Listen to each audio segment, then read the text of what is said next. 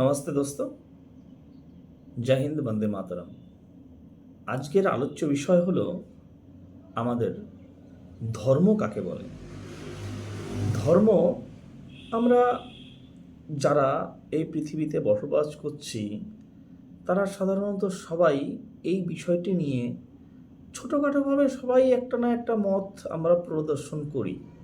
সবাই সবাই আলাদা আলাদা ধর্ম আমরা বিচরণ করি। আমাদের জন্ম থেকে যখন আমরা একটুখানি বুঝতে শিখি সেই সময় থেকে আমাদের বাবা মা এবং আমাদের আশেপাশের যে সমাজ ব্যবস্থা রয়েছে সেই সমাজ ব্যবস্থার লোকেরা আমাদেরকে যেভাবে পরিচালনা করে আসছে, যে ধর্ম সম্বন্ধে আমাদের জানাচ্ছে, আমরা সেই ধর্মের সঙ্গেই আস্তে আস্তে আস্তে আস্তে বিচরণ করছি। চলুন, আজকে যে প্রশ্নটা আমরা প্রথমেই জানতে চাইছি যে ধর্ম কাকে বলে।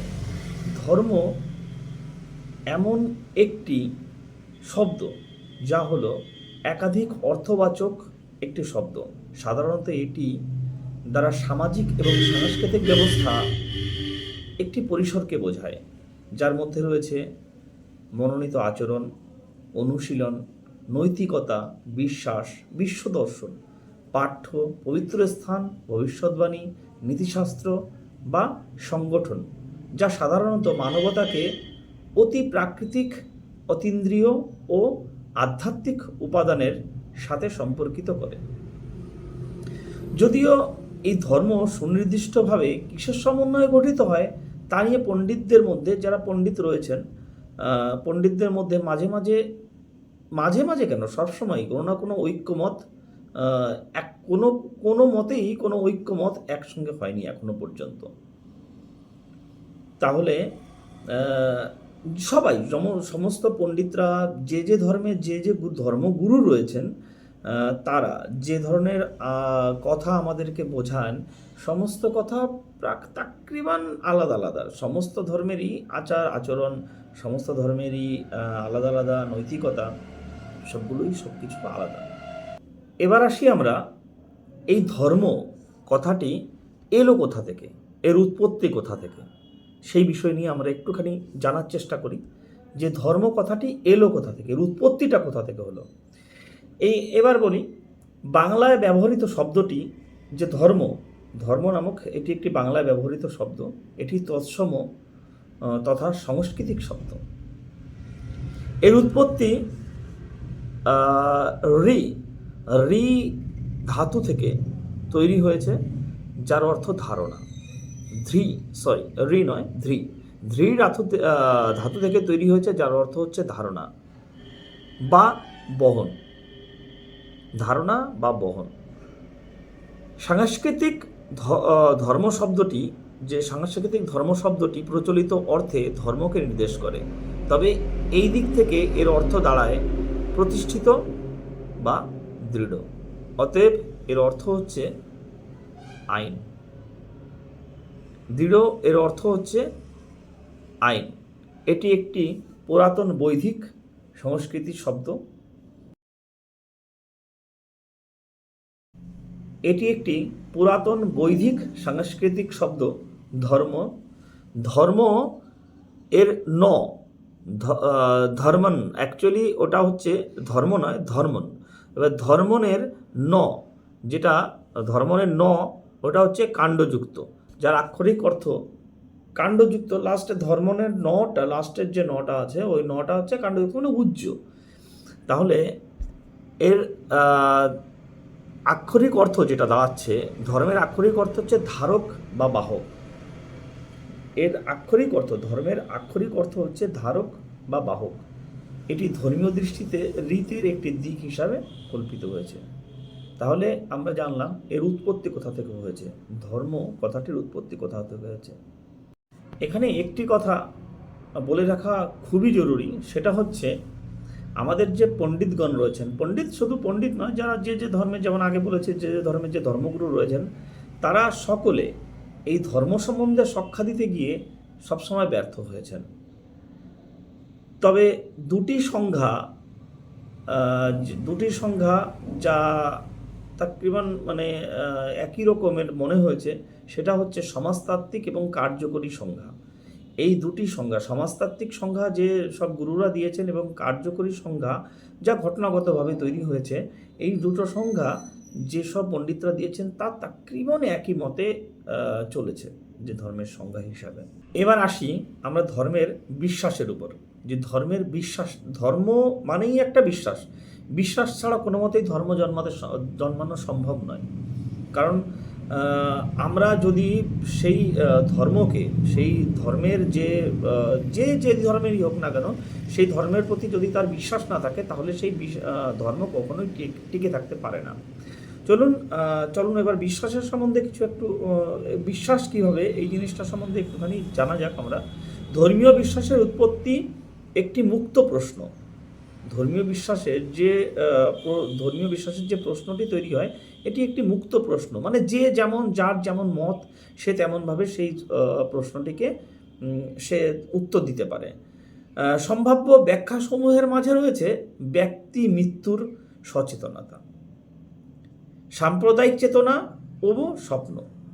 মানে এই তিনটি জিনিস, সমস্ত প্রশ্নের শেষে এই তিনটি জিনিস অবশ্যই চলে আসে সেই প্রশ্নের উত্তরের মাঝে, যেটা ব্যক্তির মৃত্যুর যে সচেতনতা। মানে আমরা সবাই বলি যে লাস্ট পর্যন্ত যা কিছুই আছে সমস্ত নশ্বর হয়ে যাবে ওই মৃত্যুতে, মানে আমাদের শারীরিক মৃত্যু না, তো আত্মার মৃত্যু।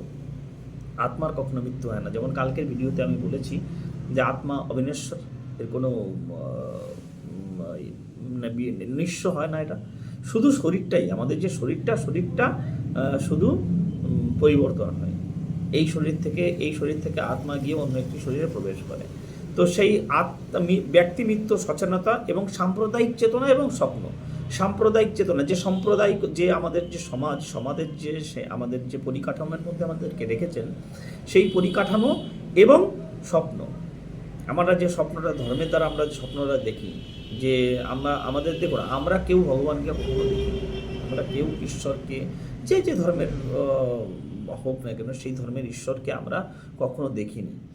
আমরা আজকে যে কলিযুগে বসবাস করছি, আমরা কেউ কখনো দেখিনি। আমাদেরকে যেভাবে বোঝানো হয়েছে এসছে, পারম্পরিকভাবে যেটা আমাদের সামনে এসছে, আমরা সেটা সম্বন্ধেই শুধু জানি। যেভাবে আমাদের যে প্রতিমূর্তি আমাদের সামনে, আমাদের যে ভগবানের প্রতিমূর্তি আমাদেরকে দেখানো হয়, আমাদের যে প্রতিমূর্তি আমরা ভেবে স্বপ্নে যেটা ভেবে আমরা সামনের পরে রাখি, আমাদের কাছে সেটাই ভগবান। সেই ধর্মের ভগবান, সেই ধর্মের ধর্মগুরু, সেই ধর্মের গুরু, সেই ধর্মের ভগবান ঈশ্বর। যেমন খ্রিস্ট ধর্মে জিসাস জি আছেন, যেমন ইসলামিক ধর্মে আল্লাহ আছেন, হিন্দু ধর্মে ভগবান আছেন। এরকম আলাদা আলাদা ধর্ম সম্বন্ধে আমি একটু পরেই আমি একটা ফটো আপনাদেরকে দেবো আলাদা আলাদা ধর্মের সম্বন্ধে, সেই তাদের কার কী ধর্ম, সেই সমস্ত ধর্মের একটি ঐশ্বরিক চেতনা রয়েছে এবং যে স্বপ্ন আমাদের মধ্যে রয়েছে।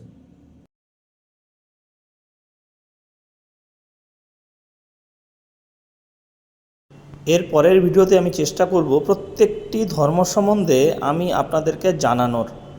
এখানে যতগুলো ধর্ম আছে প্রত্যেকটি ধর্ম সম্বন্ধে আমি আপনাদেরকে জানানোর চেষ্টা করব। সেই স্বপ্ন আমরা বিশ্বাসের দ্বারা সেই স্বপ্নের প্রতিমূর্তিকে আমরা সবসময় দর্শন করি। ঐতিহ্যগতভাবে যুক্তির পাশাপাশি আধ্যাত্মিক বিশ্বাস এবং ধর্মীয় বিশ্বাসের উৎস হিসাবে বিবেচিত হয়েছে বিশ্বাস ও যুক্তির মাঝে পারস্পরিক সম্পর্ক এবং ধর্মীয় বিশ্বাসের জন্য প্রয়োজনীয় প্রতিপাদন হিসাবে এদের ব্যবহারিক, দার্শনিক এবং ধর্মতাত্ত্বিকদের আগ্রহের বিষয়। তাহলে আমরা যেটা বুঝতে পারলাম যে ধর্ম একটি উন্মুক্ত চেতনা, এর কোনো ব্যাখ্যা কারো মধ্যে নেই। আমরা এই পৃথিবীতে যত মানুষ আছি, এই মানুষের মধ্যেই ধর্মটাই সমস্ত সীমাবদ্ধ। মানুষের বাইরে আর কোনো প্রাণীতে এই ধর্মটা সীমাবদ্ধ নয়, অনলি মানুষের মধ্যেই এই ধর্মটা সীমাবদ্ধ। এবং প্রত্যেকটি মানুষের চেতনা একটা উন্মুক্ত বিষয়। এটার সম্বন্ধে কেউ কোনোদিন কোনো কিছু বলতে পারেনি। আজ আমি এই কথাগুলো বলছি, হয়তো কারো ভালো লাগতেও পারে বা অন্য ধর্মের কারো ভালো নাও লাগতে পারে, বা অন্য ধর্মগুরুরা যারা আছেন তাদের হয়তো নাও ভালো লাগতে পারে, বা ভালো লাগতে পারে, কারো কারো ভালো লাগতেও পারে। চলুন আজকে এই ছোট্ট একটি প্রতিবেদনের মাধ্যমে আমরা জানার চেষ্টা করলাম ধর্ম কাকে বলে। এরপরে এরকম আরও অনেক ভালো ভালো ভিডিও নিয়ে আমি আপনাদের সামনে আসবো। যদি ভালো লাগে তাহলে আমাকে উৎসাহ দেবেন, আমাকে ছোট্ট একটি লাইক করে আমাকে উৎসাহ দিয়ে আগে নিয়ে যাবেন। আমি চেষ্টা করব আপনাদের আরও নতুন নতুন জিনিস, যেগুলো আমাদের অজানা, আমি সেই তথ্যগুলো খুঁজে বের করে আপনাদের সামনে নিয়ে আসার চেষ্টা করব। ধন্যবাদ, থ্যাংক ইউ, জয় হিন্দ, বন্দে মাতরম, নমস্কার।